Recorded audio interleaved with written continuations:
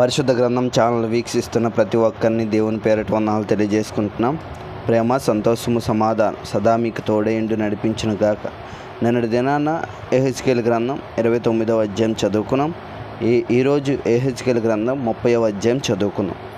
మరియు యెహోవా వాక్కు నాకు ప్రత్యక్షమై ఇలాగ సెలవిచ్చెను, నరపుత్రుడా, సమాచారం ఎత్తి ప్రవచింపుము.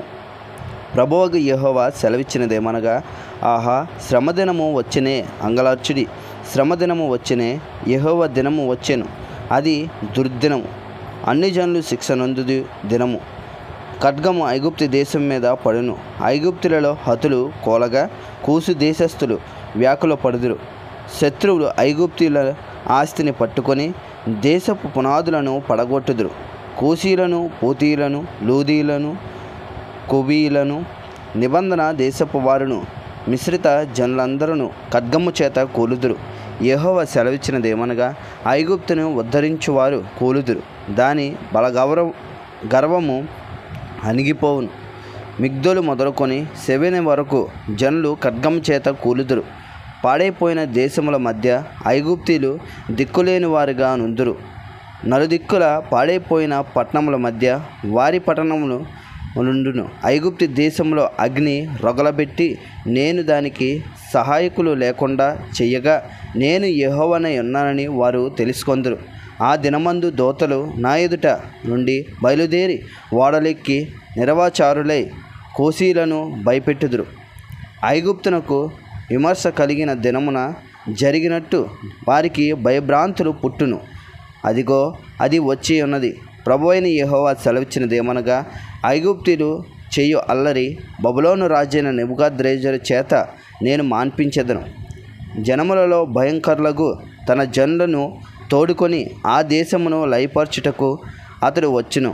ఐగుప్తీలను చంపుటకై వారు తమ ఖడ్గములను ఓరదీసి హతమైన వారితో దేశమును నింపెదరు. నైలు నదిని ఎండిపోజేసి నేను ఆ దేశమును దుర్జనులకు అమ్మివేసేదను.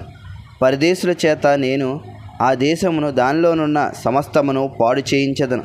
యెహోవానై ఉన్నానని నేను మాట ఇచ్చి ఉన్నాను. యెహోవా ఇలాగా సెలవిచ్చుచున్నాడు, విగ్రహములను నిర్మూలము చేసి నోపులో ఒక బొమ్మ లేకుండా చేసేదను.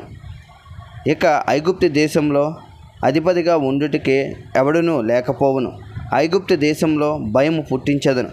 పత్రాసును పాడు చేసేదను. సోయానులో అగ్ని ఉంచెదను. నోలో తీర్పులు చేసేదను. ఐగుప్తునకు కోటగానున్న సీను మీద నా క్రోధము కుమ్మరించెదను.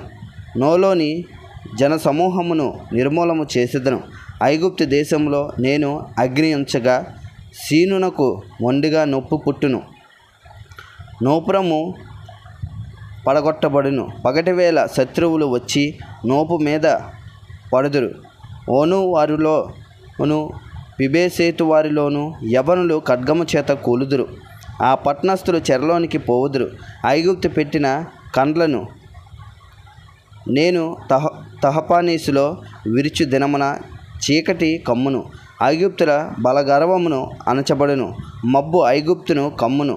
దాని కుమార్తెలు చెరలోనికి పోవుదురు.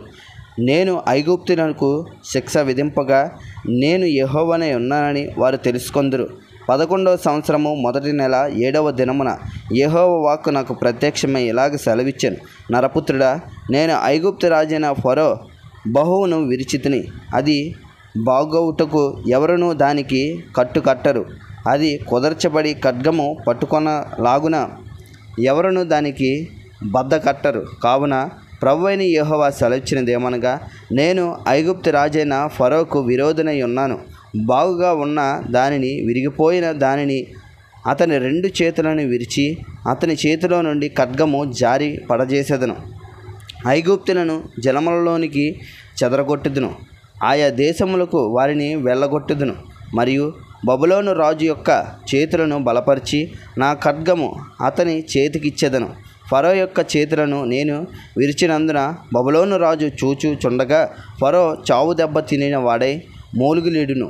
బబులోను రాజు యొక్క చేతులను బలపరిచి ఫరో చేతులను ఎత్తకుండా చేసి ఐగుప్తు దేశం మీద చాపుటికై నేను నా ఖడ్గమును బబులోను రాజు చేతికియగా నేను యెహోవానై ఉన్నానని ఐగుప్తులు తెలుసుకొందురు. నేనే యెహోవానై ఉన్నానని వారు తెలుసుకొనున్నట్లు నేను ఐగుప్తులను జనములలోనికి చెదరగొట్టి ఆయా దేశములకు వారిని వెళ్ళగొట్టుతును. ఇంతటితో యెహెజ్కేలు గ్రంథం 30వ అధ్యాయం పూర్తయింది. రేపటి దినాన యెహెజ్కేలు గ్రంథం 31వ అధ్యాయం చదువుకుందాం. ప్రేమ, సంతోషము, సమాధానం సదా మీకు తోడేండి నడిపించునుగాక. ఆమెన్.